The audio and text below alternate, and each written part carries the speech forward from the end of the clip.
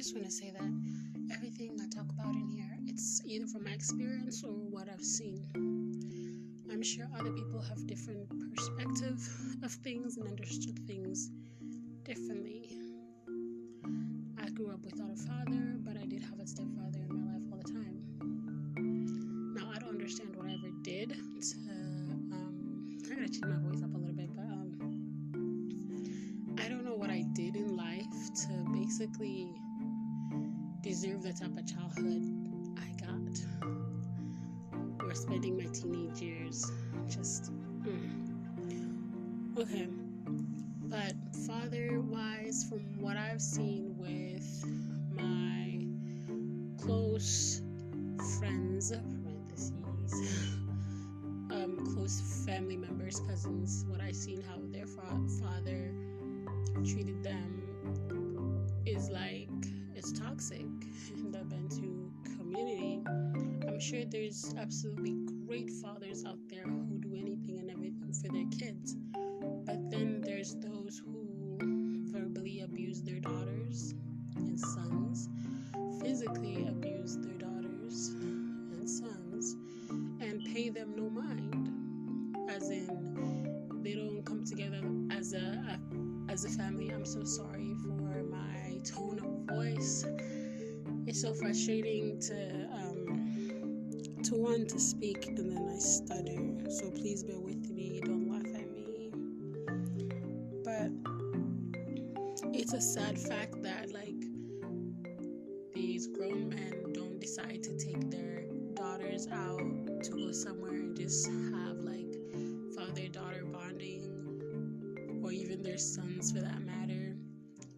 They avoid their kids. The only time they interact with their children is marriage and when they want food, or if it's a forced get-together.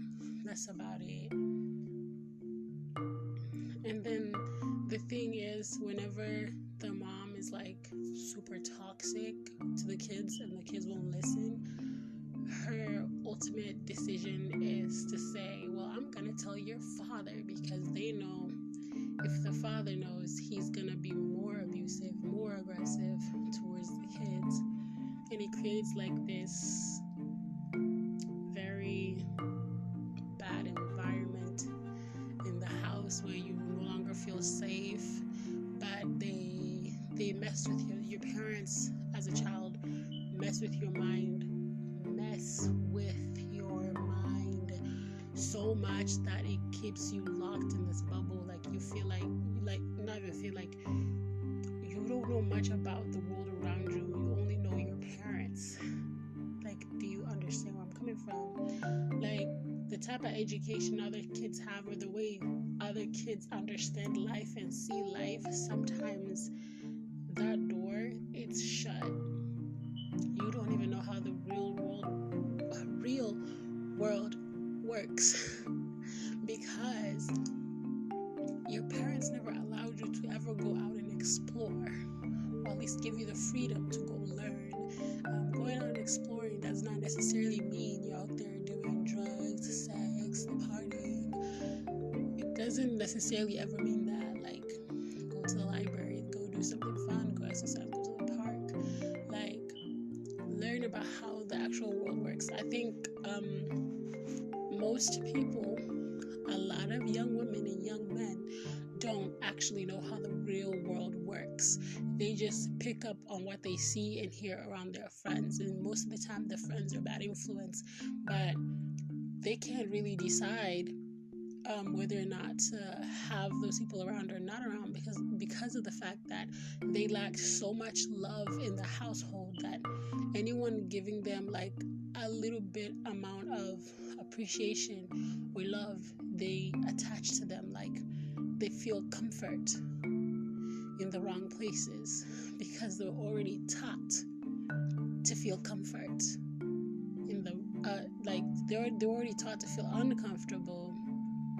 No, I was saying it right. I don't know why my mind is not coming along with me, but I think you understand. Their environment already told them how to basically be around people who are not good for them, if that makes sense. A good example would be myself. I've been in a lot of situations where people were bad for me. Either I wasn't seeing it or I was kind of catching it, but because the little love they were like showing me and giving me, I kind of stayed around these so-called friends. It never really worked out for me, and I really couldn't. My life journey is a whole different. It frustrates me how I used to be, but that's a good example. I always felt comfort around people who were never really that good for me, because I was already used to it. Because if I did that to myself in a home that was supposed to be safe, then I can take on other people too. So, with that being said, I feel like a lot of Somali Bantu parents need someone to teach them how to love their children correctly. We are not in Africa where they had wars and they had to force kids to be a certain way for their safety. It didn't, at the end of the day, they thought that was right, but that didn't make the parents good parents. They gave birth to parents who torture their kids, sometimes literally, like physically. That's not okay. And now you take those parents, you bring them here in America, thinking that I'm going to use the same tactics they used on me in Africa here. That's not going to work. That's not going to work. Kids will change. Kids will adapt. Kids would want to learn. Half of the time, the kids know more than the parents do. And the parents won't tolerate it just because the child knows something different. Like, if you remember, you would be a child not knowing how to read a certain paper to translate to your mom or dad what the paper says, because you yourself don't even understand fully how to even use those words from that paper and explain it to them, because you also don't know those big words in your language. And then your parents will be like, you're useless, you are zero in the brain, so-and-so's kid knows how to translate, why can't you? Like, do they ever think that maybe so-and-so's kids be lying? Maybe those kids read it, misunderstood it, and explained it differently? They never thought that. Plus, sometimes it's embarrassing too, because you ever went to the doctor and they ask questions like, is your mom sexually active? And you're a kid. And then they raised you to be quiet when it comes to anything that is sexual, right? So now, how do I explain to you that the doctor said, are you fucking? Make it make sense. You know, as a kid, it's embarrassing. You couldn't comprehend how that would go. But when usually a kid would not even try to explain that. They'll be like, I don't know what, they'll in the language, they'll be like, I don't know what the doctor just said. But once you go home, yeah, parents go make a phone call to other parents and be like, you know what happened today? So-and-so could not translate. Let's move forward from the translation thing and talk about something else. When a parent can't come face to face with their child and talk comfortably without calling the neighbors or far off cousins or cousins in a whole different continent, just so they could embarrass the hell out of the kid. They know what they're doing. See, I like to think that maybe parents don't know that what they're doing is embarrassing. No. They do know it's embarrassing. They know that feeling. That's how they grew up. They're only doing it because it was done to them. And they think you deserve it. They know it hurts. They know it hurts. I'll tell you a story. When I first got married, my mom knew about it. My mom was aware of the engagement. My mom basically basically played a huge part into me getting engaged young, right? So tell me why, when I was in another state, she decides to make a phone call to neighbors and people and be like, oh, she ran away. Ma'am, you couldn't just be honest. She went out of her way to be like, oh, she ran away, like tarnishing my name while I'm not even around. You know what type of hate you gotta have for your kid to do that? That's what my mom did. I like to apologize in advance if I use AAV when I'm talking. It's like, I don't know what kind of accent I have, and I feel like my tone of voice changes every time I talk. Like it's always changing. So bear with me. I apologize in advance, but sometimes I don't know that I'm doing it, and then sometimes I know that I'm doing it. Like I catch myself doing it, but I can't tell if I'm continuing or it's just how I talk. But yeah. So when parents make phone calls to different sorry, I'm back. When parents make phone calls to different relatives talking about a child's business, we're not talking about a 5-year-old's business. We're talking about a 13, 14, 15, 16, 17, 18-year-old's business. Like, they're talking about you while you are still developing adult, meaning you, whatever they say and do, like what's the word? I hate English. Like, you're at the age where everything that's said to you, it stays in your mind. Like, you don't let it go. It stays in your mind. See, a child, you tell them something, usually they don't really think about it. But when you're becoming an adult, when someone says something to you, it sticks. And then if you grew up in a very bad environment, boy, not only does that stick to you, it repeats over and over and over and over and over. And then you'll forget it for like maybe a good month as you're getting older, and then it hits you again. You're like, damn, that one time when I was 13, that person really did that. But that's what happens, and that's your parents they don't understand how much they're messing up their kids' mental health. They think you deserve it because it'll make you better. No, it don't. It don't make anyone better. If anything, I feel like there's so many children now in America who are like 28 or 29 or 30. They're not even aware of like the systematic issues. They're not aware of reality for what it is. Their mind is trapped in, I gotta do better for my mom and dad. That's it. That's all they're thinking about. I have to raise my kids so I can please my mom and dad that I'm doing a good job. They never got a chance to live their life and be who they want to be. They just didn't. No one can tell me that the Bantu community, they take care of mental health. They don't take care of that. They don't give a damn.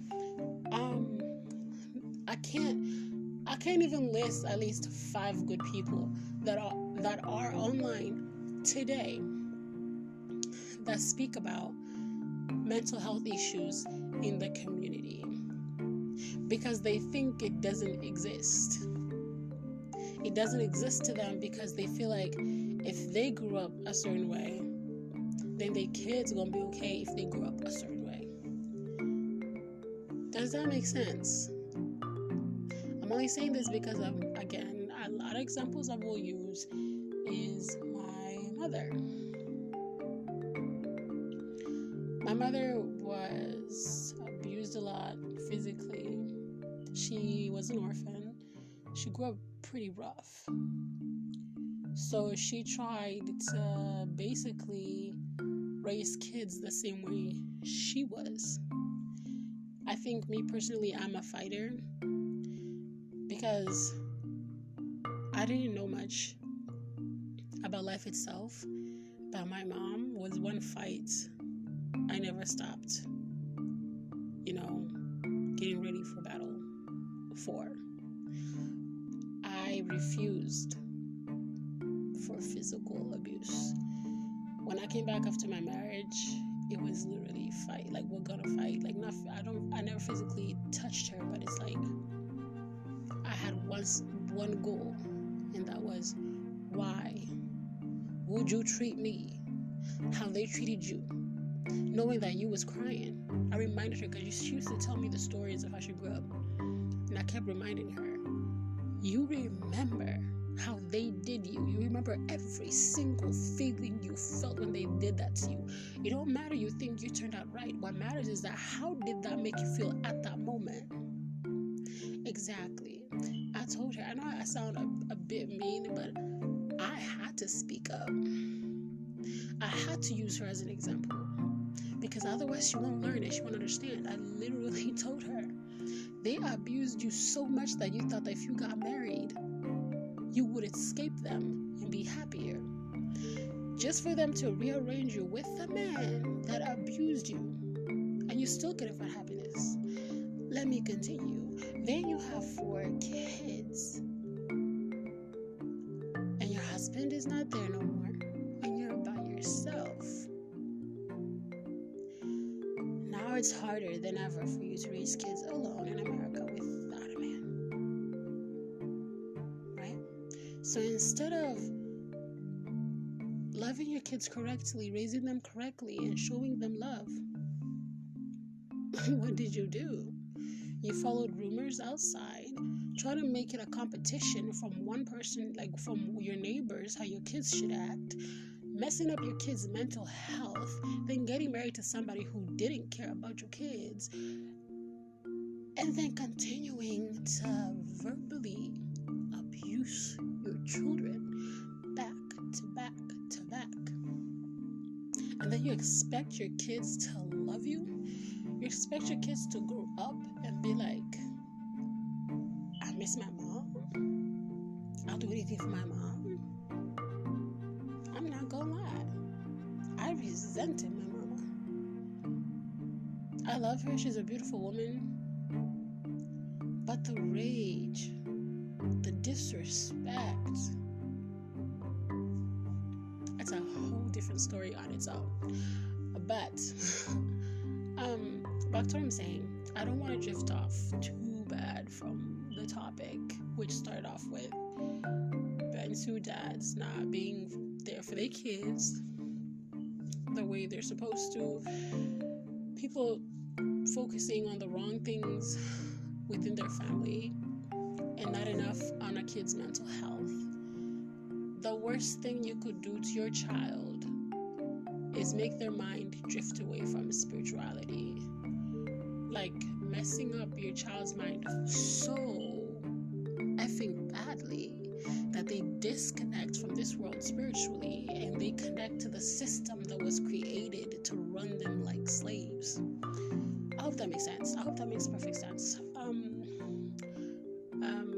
I feel like you have to be spiritually woke to understand what I'm trying to say, but there's a huge difference between spiritually woke and aware of this world, and then being alive in this world, and then your brain is being run by the system.